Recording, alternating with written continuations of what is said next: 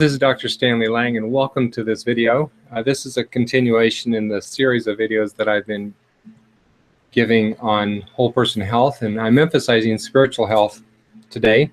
And I'd like to basically make a couple of points about what our main job is in terms of spiritual health. But before I do that, I'd like to tell a brief story. And so this story starts with Jesus. He's at the last, what we call the Last Supper. He's in the upper room with his disciples, and he's just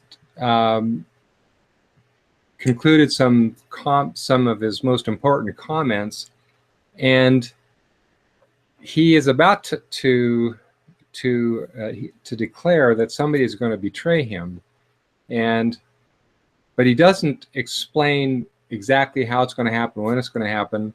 And obviously the disciples are disconcerted by this. Now Jesus takes some bread and he gives it to Judas, and he tells Judas to go and do what he must do to do it quickly. And Judas leaves the room. The rest of the disciples think that he's just off to do a task that Jesus asked him to do. They don't suspect that Judas is the person that's going to betray Jesus.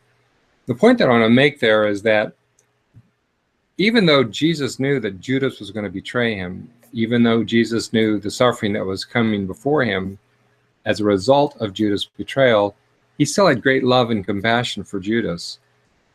The point is made because the disciples didn't see Jesus acting towards Judas any differently than usual.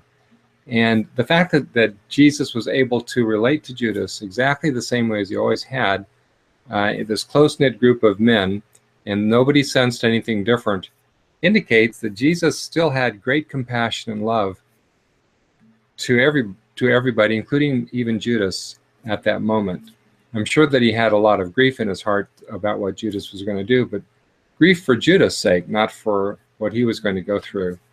Now, when I was reflecting today on one of the scriptures that I had read, it struck me that there are basically two tasks that we are called to do on a daily basis. One of them is to plant seeds, seeds of hope, seeds of compassion, seeds that will possibly germinate immediately, seeds that may take years to show any fruit.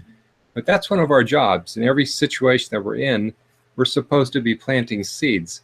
The second thing we're supposed to be doing is building the kingdom of God by laying bricks of the building very carefully. And Paul talks about carefully laying our building materials on the foundation that Jesus is. He says you can build with precious metals, or you can build with sticks. You get to choose what you build with. And so those are basically the two things that we need to be doing every day, but what's crucial is that we do it in love. And Jesus models the kind of love. I mean, he knew that he was going to be betrayed, but he had this still intense love for Judas.